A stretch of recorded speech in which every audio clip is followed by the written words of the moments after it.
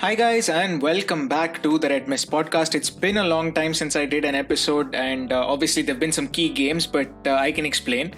So, basically, last week I did a Raw Reactions episode to the Manchester City game, and then yeah, I wanted to post it, but I just got caught up in travel preparations and stuff like that because I was traveling from India to the UK for a couple of weeks. So I am in the UK right now as I'm doing this episode. But I got caught up in preparations for that because obviously now with COVID and everything, it's very difficult to go from one place to another. So got caught up doing some of the stuff, the COVID tests, the various documents that needed to be filled and forms and things like that. So I got caught up in a little bit of that, and then there were some issues with British Airways as well. But let's not get too much into that. But anyway, I am here in the United Kingdom and I am ready to do an episode. But like I said, I did record raw reactions to the Manchester City game, and I was planning to post it this week. But then, I came to the UK.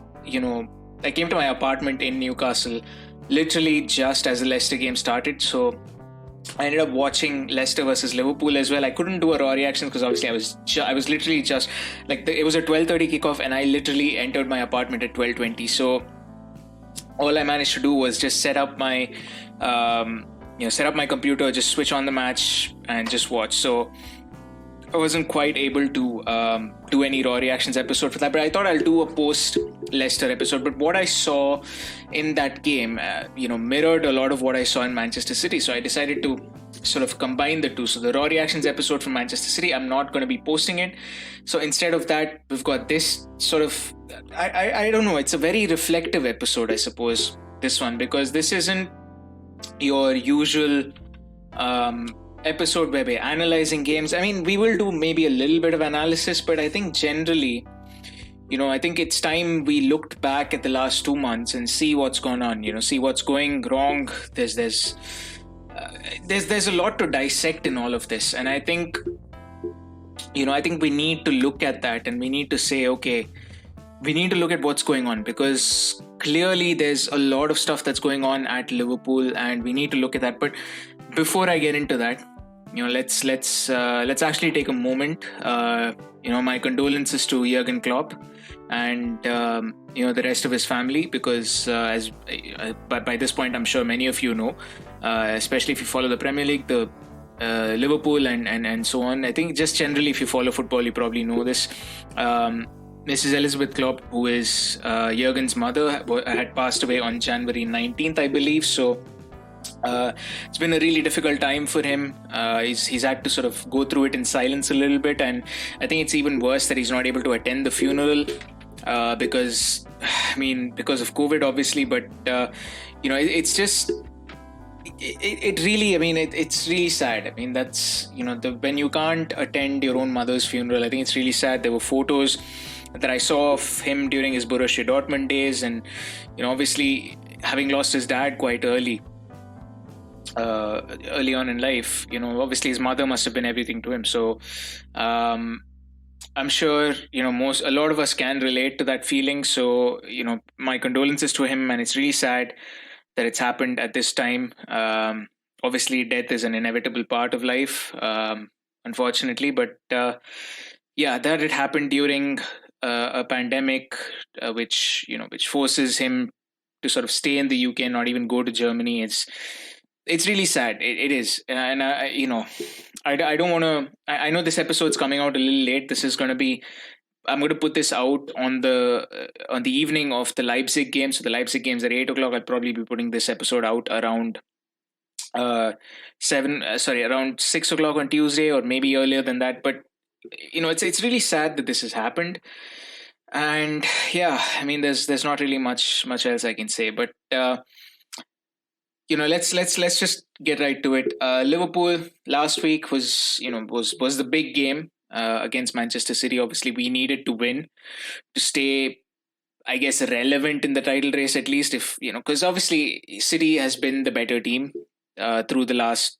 They had a shaky start, but through the last, 3-4 months, they've been the better team, and they can't seem to put a foot wrong at this point. And we needed to win that game. Obviously, it was at Anfield, so that was kind of a kind of a morale boost for us in a way. I know we haven't done particularly well at Anfield in recent times, but it was still Manchester City. It's a ground that they've traditionally not been able to crack as much. I think the best result they had before this under Guardiola, or at least since the Liverpool City rivalry started, was, I think it was the 0-0 draw where Riyad Mahrez missed a penalty. So I think that's probably the best result that they've had at Anfield. I don't know if, you know, on any other day the result would have been different. Maybe it would have. But I think just that game, just on the strength of that game alone, I thought, City were deserved winners. I will say this though, the first half we did play well in that game. I thought we did really well. I think Mane had an early chance, which I really think he should have got on target, because I think it was a free header that he had. I don't know if it was Mane or Firmino. I think it was Mane, but he should have scored, I think.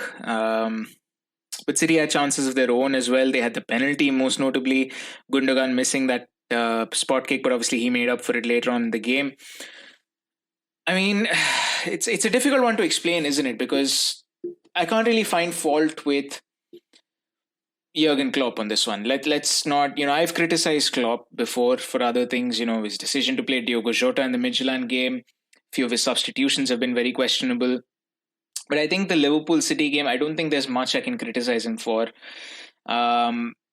Liverpool, we started out well in the first half. Second half, I don't know what happened. I think it was just City changing systems that helped us. I think the first half, Cancelo was playing in midfield. Second half, went back to his sort of natural position of right back. They changed their systems. Phil Foden has been really, really good for City this whole season. And, he proved it once again. He was class in that game. First half, he was a little anonymous, I will not lie. I think playing up front did not quite suit him. But second half, he was really good. Just City as a whole, they looked like, if you told me before, like if I didn't know anything about football and I watched that game and you told me that this was between two title contenders, I would have said you're lying, because only one of them looked like a title contender and it was the team in blue. So I think, you can debate all you want about, City's finances and how much they've spent on the players. And those are valid points. When you spend as much as City have, it's relatively easier to win the title. But we've got to admit, it's not just about spending money, because anyone can spend money. Chelsea spend money, but they don't play the way City do. And that's just down to the coaching. That's just down to the quality of the players that they have. And they've made the right investments. They may be, expensive, but they do make the right investments. And City, and that's a relevant point. We'll get to sort of the investment part of it a little bit later on, because that's another thing that I do want to discuss. But I think City versus Liverpool, I thought City were deserved winners. Just nothing much to say, really. I think Gundogan had a really good game. Foden had a really good game. Yeah, there's not much I can say. There's nothing much I can say. They just ran out deserved winners. And given our form in recent times, that was not surprising. That's just the way things are. That's just Manchester City. And this is just Liverpool. Alisson, I'll get to Alisson a little bit, but I do want to discuss the Leicester game as well, because obviously I can't discuss these two games separately and repeat the same points about Alisson, because the two games were very similar in terms of what happened. But Leicester, obviously, the game was notable for Ozan Kabak's debut. I thought he did decently. I thought he gave a good account of himself for a debut. Probably could have had better games, but I think he will have better games as he sort of develops with the team, gets some team chemistry and things like that. But Leicester, I thought first half we were dreadful. One of either Mane or Salah should have given us the lead. And equally, you can say on the other side, Jamie Vardy should have given Leicester the lead, I guess. But I think, that's the thing, right? I mean, it changes the whole complexion of the game if you take the lead. If you take your chances, it changes the whole complexion of the game. It's very different when Leicester take the lead 1-0 in the second half, as opposed to if they were chasing the game and, their first goal, which was, I think, James Maddison's free kick, was an equalizer instead of the goal that gives them the lead. Or something like that. But I don't remember the exact order of goals. I will sort of, put that out there. But what I mean to say is it's very different if we take the lead, which we did against Leicester, actually, now that I think about it, with that outrageous assist from Bobby Firmino. So one of the top 5 assists at least this season in the Premier League, I think. Probably top 7 across Europe, I guess. Um, but yeah, that was an outrageous assist for Salah's goal. But we took the lead and then we just crumbled after that. And I think there's again nothing much that Jurgen Klopp can do, because these two defeats were down mainly to individual errors. I think, and this is where I'll talk about Alisson. The City game, I genuinely am at a loss to explain, because I am a goalkeeper myself, right? Obviously not on a professional level, but at an amateur level, I am a goalkeeper. And for me, just, and I've played Sunday League football and I've had to play out the back as well. But there are times when you just whack it in front. If you're not confident of playing it out the back, just whack it in front. And my defenders, obviously all this is on an amateur level, but I think general principle applies. I think no manager would be mad at you for whacking the ball in front if you're not confident playing out the back. But it's just, I don't know what Alisson was thinking. He just completely lost his head for 2 goals. The third one, I think, I reckon he could have still saved it. I think if this was Alisson in the right frame of mind, I think he would have saved it, the 4th goal. By just the shot from Phil Foden, that is. But I think, one, the shot is too powerful, so I will give him a little bit of the benefit of the doubt. And the shot was too powerful from Phil Foden. And the other thing is, he'd lost his head by that point. So expecting him to make that save, as a keeper, you're told to deal with this stuff. You even in practice, you're just told, if you let one in, don't sulk on it, just get up and face the next shot. It's sort of to build that mentality of, if one, you're going to let in goals, you can't let that affect you. But I think it was clear to see. I think if City had scored those 2 goals, even if both of them were Alisson's mistakes, if City had scored those 2 goals maybe 20-30 minutes apart, I think Alisson may not have been as affected by it. I think the fact that they were within 5 minutes of each other, or maybe even less, I think that's kind of, precipitated the issue. I don't think Alisson would have been this affected if, maybe there was a considerable gap and maybe he had a couple of saves as well. With the Leicester game, I think there was miscommunication. I think, look, one of the things, and I know Ozan Kabak's very new to the team and things like that. I'm not going to blame him for this goal, by the way. This was all on Alisson. So the fact that I bring Kabak doesn't mean I'm immediately blaming him. So don't jump to conclusions. Just listen to the whole thing, right? So, look, I know Kabak's new. I know Ozan Kabak is new to this thing, new to this game, and just look. I know he's quite new to this team and the way we play and things like that. And there were, you could see that in something. But one of the things that you sort of work on in training is communication, and I think Kabak knows basic English, or at least Alisson can teach him some basic words. I think every defender in the world knows keeper, the word keeper, or the word goalie, or the word keeps, because, or some equivalent of it, because that's essential for a defender to know. That's essential for a keeper to know that his defender knows. Because as a defender, and I've played as a defender for school, before I was a keeper, I was a defender. So if my keeper called out saying, he's coming for the ball, I'm going to leave it. I'm going to trust my keeper and I'm going to leave it. So I don't know where the miscommunication was for Leicester's second goal, the one where Jamie Vardy literally could have walked in blindfolded with the ball and scored.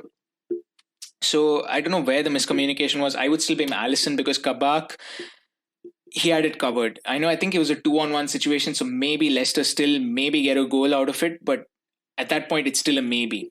But the moment Alisson just comes and clatters into Kabak, it's done. Like, it's just done. There's no explaining what's going on. I think this one's an Alisson, because if he shouted, he should have been louder.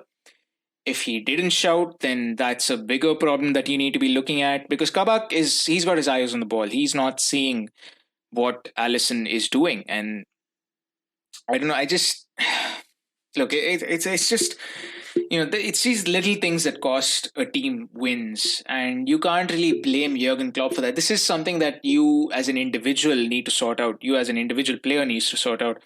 And this has nothing to do with Van Dijk's injury. This has nothing to do with, the fact that Joel Matip is out, Joe Gomez is out, Henderson's playing at centre back. like those have other implications on the field, obviously, but they have nothing to do with Allison miscommunicating or Allison making errors. Now I understand, I'm not going to be. Look, I was harsh on Allison right now. Like, if you obviously I haven't uploaded the Man City raw reactions, but I was harsh on Allison in my raw reactions. I think I said, that he should be doing better for someone who is Brazil's first choice keeper, who is, you know, who who's the linchpin of a Champions League winning team and a Premier League winning team, along with Virgil van Dijk. He should be doing a lot better, and I think Allison will be the first one to admit that.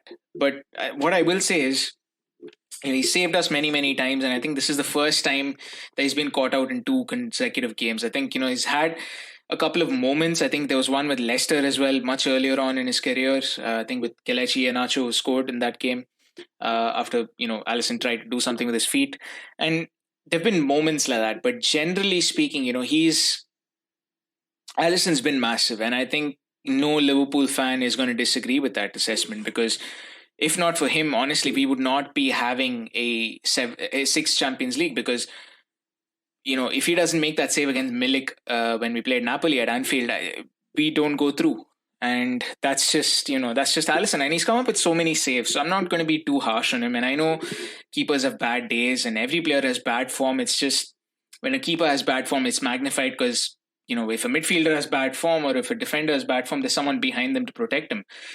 But if a keeper has bad form, it's just it's raps, and that's what's happening. So I'm not going to be too harsh on him. And I think even the Leicester game, if you take out that second goal, I thought he still looked okay at times. I don't think he was at his best, but I think he still looked okay. But like I said, all this is individual errors, and that's fine. But overall, as a team, coming now to Liverpool as a team, and just the longer period of bad form that we've had. We've lost the last 3 league games. We've lost 5 and 7. So it's just very. I think, there's a lot of ways of looking at it, and one of the key things that I think, we've mentioned this before on the podcast. I've mentioned this before. Obviously, the injury to Van Dijk. I think this season, the injury to Van Dijk, the injury to Joe Gomez. I think those were massive. When you lose 2 of both your first choice centre backs, and you also lose Joel Matip, who seemingly he's out for the end of the till the end of the season. So you lose your 3 centre backs, and it's very difficult. And I know on TV pundits like Roy Keane, quote unquote pundits, by the way, he just makes out this statement saying, "Oh, just get on with it. You're Liverpool, you're champions." Like, imagine prime Man United without Vidic, Ferdinand, John O'Shea, and West Brown. Like, that's what Liverpool are right now. They have. Imagine if Roy Keane had to play centre back because Man United had no centre backs, and this is something that Roy Keane himself has admitted in his autobiography, and he admitted this because I think it was the 2003 season. I want to say 2002, 2003. I don't know. It was the year that Arsenal won, not the Invincibles, but I think the title before that. And Manchester United lost Rio Ferdinand around the December mark. And they struggled so much in the second half of that season. They had a healthy lead against Arsenal going into December, and when they lost Rio Ferdinand. And after that, they just collapsed, and they lost the title to Arsenal. So, look, having a key player like that out is important. And the first person to know that would be someone like Roy Keane, who's played in that Manchester United team and who's admitted that they missed Rio in the second half of that season. So I don't know what he's on about when he's talking about, Liverpool have just got to get on with it. Like, it's just not that simple. It's like Bayern Munich trying to. It's like if Bayern Munich lost Lewandowski, or if they lost Lewandowski, Müller, Gnabry, and a couple of other players. That's just how it is, and there's just you can't. Look, that's obviously going to play, and that affects our style of play going forward as well. So I think you can see that in just how ineffective. You can see that in multiple ways, to be honest. Like, you can see that in just how ineffective Trent and Robertson have been. One thing is teams have figured them out. The other thing is these guys can't go as forward right now. They are starting deep, and they've got a lot more ground to cover before they get back to their position. So they're finding it really hard. they're just not venturing as forward as they would if Van Dijk or Joe Gomez was there, because they know that they've got to cover defensively, and one wrong move can result in a goal because they're outnumbered heavily at the back and they don't even have the centre backs to cover for it. So they're not venturing as much in front. That's causing problems offensively, considering a lot of our game is predicated on Trent and Robertson receiving the ball in wide areas and then crossing it back in. So that's one. The other thing is, because Van Dijk and Joe Gomez are out, you've got to play, you've got to play a deeper line than you normally would with Van Dijk and Gomez. Let's not take him out of the equation. It's very difficult to do that with Fabinho and Henderson because, one, these guys are not as quick, as ridiculous as that sounds, being midfielders. These guys are just not as quick,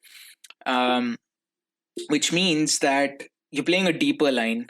You're not as high up, which means your pressing game is taking a hit because you're not able to press as high up. Because if you try pressing while playing a deeper line, you're leaving a lot of open space in between players, which, any opposition with half a brain can exploit. And then, of course, you have the ripple effect of Fabinho and Henderson playing in centre-back, at centre-back.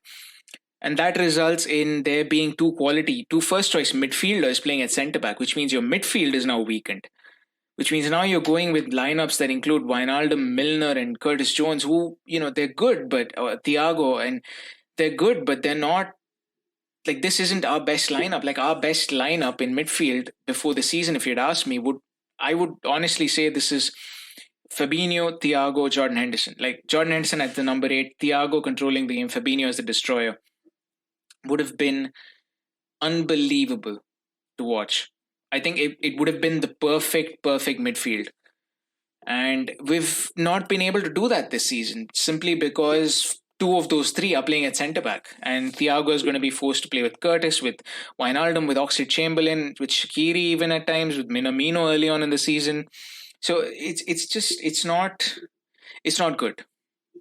Right? And the other thing is the chopping and changing at centre-back. I think we've played about, 12, 13 centre-back pairings at this point this season, which is ridiculous for one of the things that you need as a top team is a stable centre-back pairing. And that's one of the things that everyone tends to bring up with title winning teams. You have, you look at City this year, they look like they're going to win the title.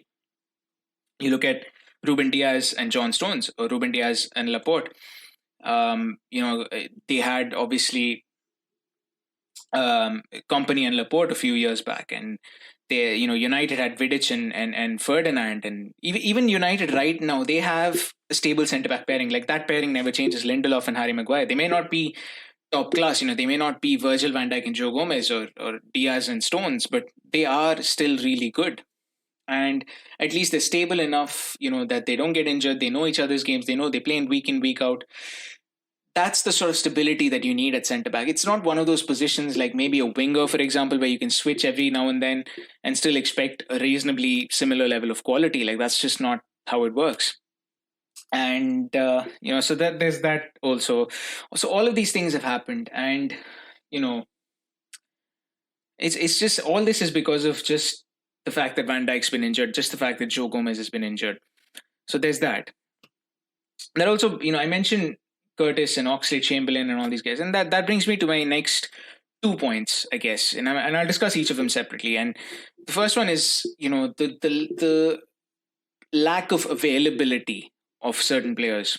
And I'm looking at Joel Matip here, looking at Naby Keita here. Now look, injuries to Joe Gomez, injuries to Van Dijk, they're freak injuries. Okay, Joe Gomez is relatively injury prone, but he's not as bad as Matip, because when he is fit, he can play a consistent run of games without needing a rest.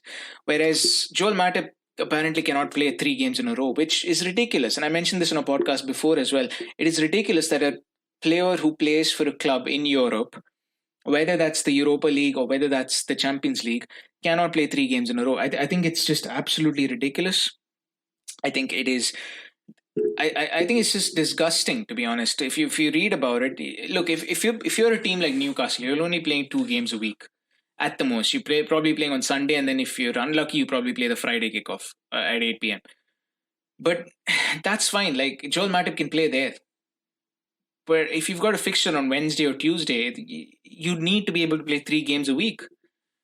And whether you're backup, whether you're first choice, at a big club like Liverpool, you need to be able to play multiple games a week.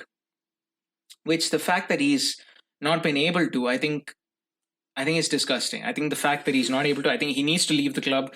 I personally am not in favor of him staying at this club beyond the summer. And the same goes for Naby Keita. And I know he's on this new regimen which promises, which promises the wonderland to me. But I am grown enough to not believe in fairy tales. I am grown enough to believe that I am cynical enough. Let's put it that way. I think I'm just at this point cynical when news about Naby Keita's fitness comes on, and there's big promises that are being made. Because the truth is, I don't think he can sustain himself. I just don't. He spent more time being on a patient list than on the team sheet, and for a footballer, that's embarrassing. And just to illustrate this point, Nabil Fekir, who had failed a medical for supposedly a recurring injury or fitness issues, he's missed only 5 games since we decided we're not going to sign him. He's only missed 5 games for Real Betis. And I think it's just ridiculous. I don't know what kind of medical stuff we have. I don't know what kind of doctors we have at Liverpool, but I think it's ridiculous. I think that part of it is ridiculous. Again, maybe it has something to do with training as well, because we've seen a lot of players with no injury histories just come to Liverpool and start picking up injuries. Kostas Tsimikas is another one of them, and another one who's barely featured this season. Obviously, Robertson's done really well, and he's, even in a bad season, even by his standards, even though he's not doing great, he's still, by relatively sort of league average standards, he's doing really well. And that's kept Tsimikas out of the team. So, I can't be too mad at Tsimikas, but he was injured for a long time. So questions have got to be asked of the training methods as well. But with Keita and with Matip, they're just injury prone. Tsimikas, I'm not really sure what happened, so I'm not going to judge right now. And he's not getting too many chances to play as well. So if he can stay fit and be on the bench regularly, I guess I'll take that. Just knowing that he's fit and not injured is fine. Another one who's making a living just sticking to the club when he shouldn't. I mean, Alex Oxlade-Chamberlain, I love you. I think he's a charming personality, but charming personalities are not going to win you football games. You need to be playing them. He's never been the same after his ACL injury. I don't think he's lost a little bit of his drive. He's maybe a little more tentative at this point. But I just think it's very disappointing. His Liverpool career promised a lot, but it's ended up being very disappointing. And again, Alex Oxlade-Chamberlain, I'm willing to give you another chance, but one more injury and that's it. Like he's right there on the cusp. And at any rate, his performances don't justify him being here. So again, that's very strange to me. So personally, Keita, Chamberlain, Matip, just go out of my club, honestly. Yeah. I mean, there's just nothing else we can do. Now, the last 2 months, let's get down to the last 2 months, right? We've lost 5 and 7, like I mentioned before. It's not been good. And that's a relatively mild understatement, because there's a lot of things that are going wrong. I feel like we're very static when it comes to games. I don't see forward players making runs. I think there's tiredness. I don't know if it's tiredness, because this is the same 11 basically that's been playing since 2018, the 2018 Champions League, which we lost to Real Madrid. So apart from, I think, Fabinho and Alisson, this is basically the same 11. So I don't know if it's fatigue. I don't know if it's the fact that teams have figured us out.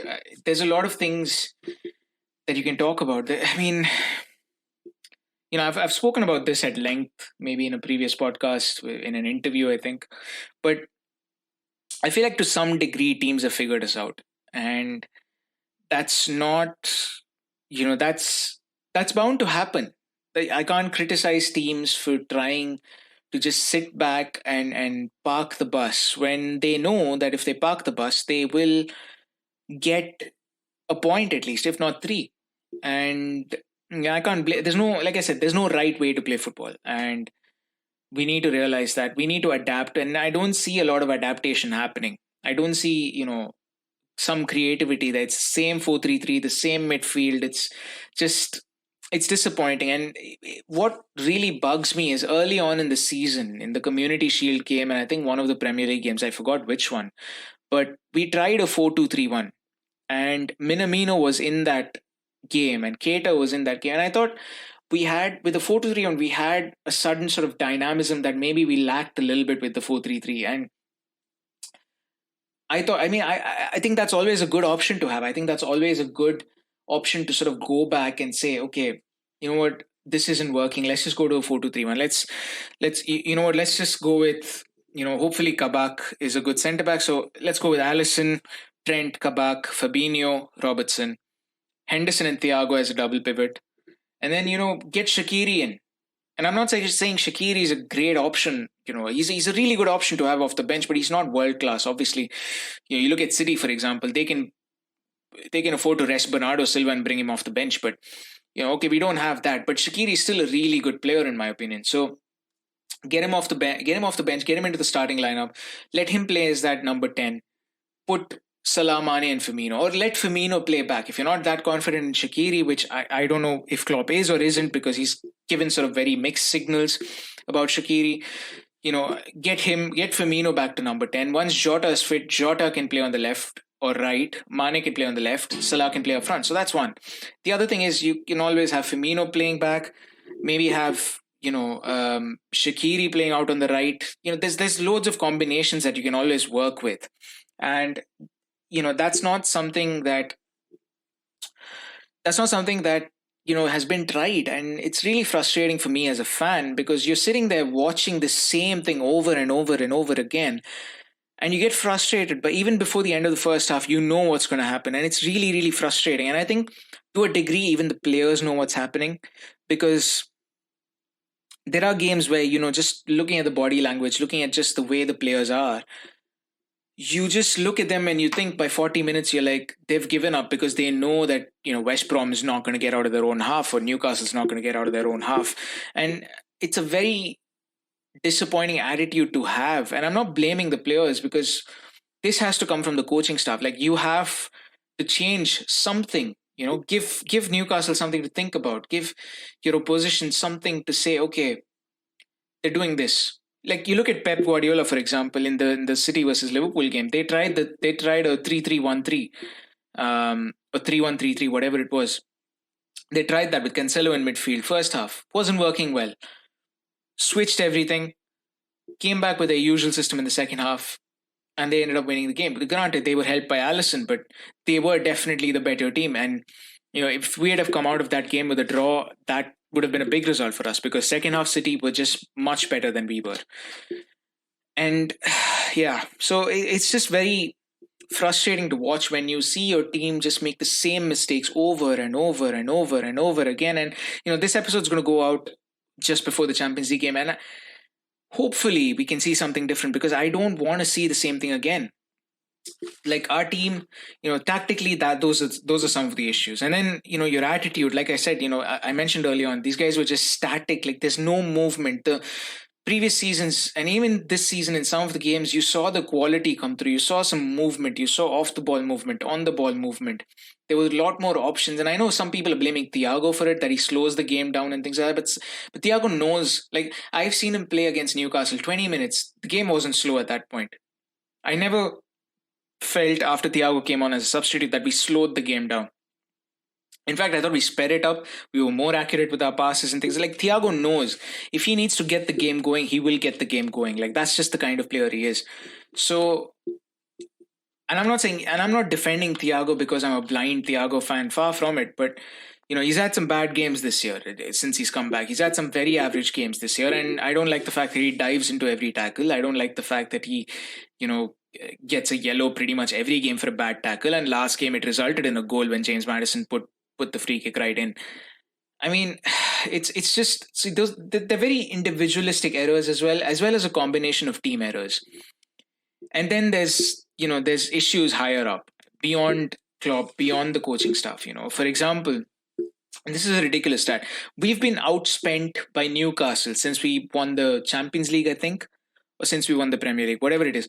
We've been outspent by Newcastle United, and Newcastle fans have been on Mike Ashley for not spending money, for not improving the team. But that just goes to show you how bad or how much financially prudent we've been, which, when you're in a position of strength, when you have just won the Champions League and you've just won the Premier League, you want to win. You want to win trophies. You want to, build from a position of strength, because football is such a game where if you are stuck outside the Champions League places at the end of the season, you risk not only losing your major star players, but you risk not replacing them adequately. Because if you don't have the Champions League, players who are really good are not going to want to come to your club.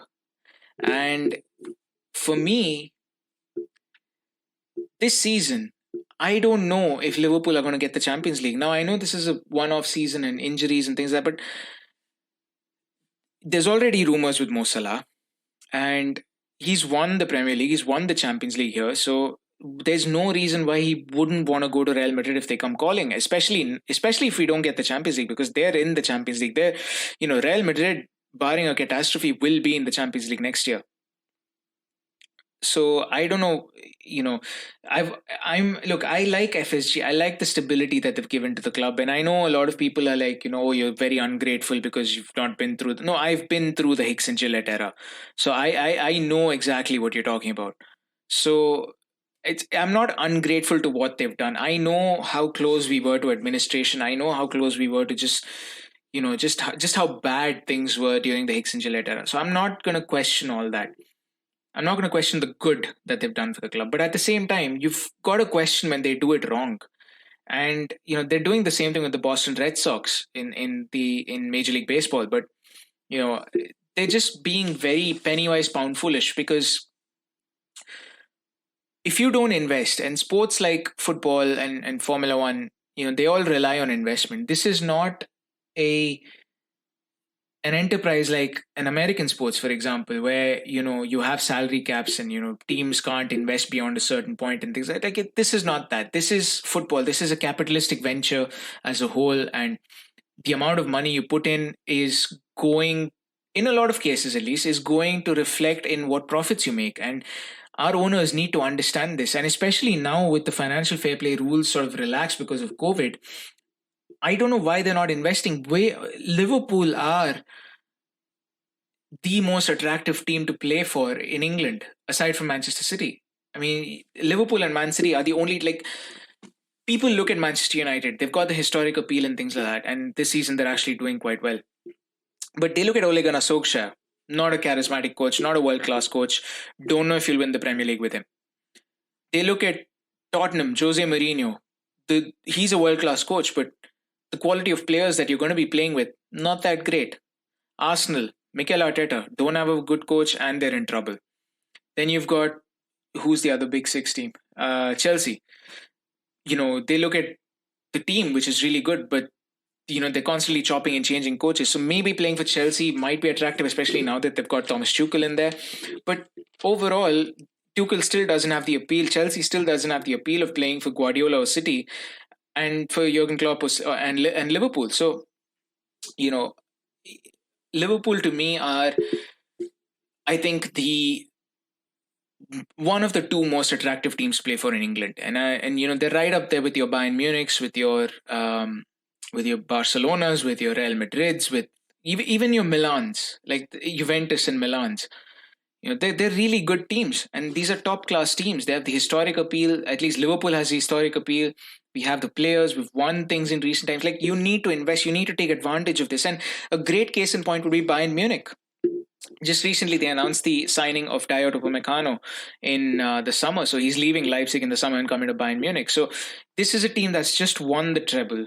Their first treble in 7 years. And, they're out there investing in a new centre-back because they feel they need one. And it's a top-class centre-back. And they've moved swiftly before anyone else is, I know Liverpool and Chelsea were also in the mix, but they've moved swiftly. They've convinced the player. They've convinced the agent. They've convinced Leipzig to, to activate the release clause. And they've done it. They've got the deal done. And our club, we have so many problems, and we refuse to invest until the last day of the transfer window in the winter. And even then we get Ozan Kabak, who, he's a great guy, he's a great potential player, but he's not proven. Well, most Liverpool fans, I'll be honest, expected a centre back on January 1st. And the fact that we didn't get one was very, very disappointing. And like I said, this is a larger problem. This is penny-wise, pound-foolish ownership. And there's just no way of putting it. Like, there's just no other way of putting it, because these guys are trying to save money when in the long run, investment is what is going to bring you more money, which, it just makes no sense to me as a fan. So there's just a lot of issues at Liverpool, and I wanted to do this episode. I wanted to, put out raw reactions for the City game. I couldn't do raw reactions for the Leicester game because I had just arrived in England at that point, and I was just really tired. So I was in no mood to do any raw reactions. But it's disappointing. I think where we're headed as a club, it doesn't look good, and I'm really scared because this cycle of players, they're all reaching their 30s. Firmino is 30. Salah is going to reach 30 in either this year or a couple of years from now. Mane, this whole group of players is reaching their 30s, apart from, I think, Trent and maybe Robbo, who's still got a little bit more time, and obviously Ozan Kabak and players like that. But this group, the core of this group is reaching their 30s or is in their 30s when you look at Henderson and Firmino, for example. So,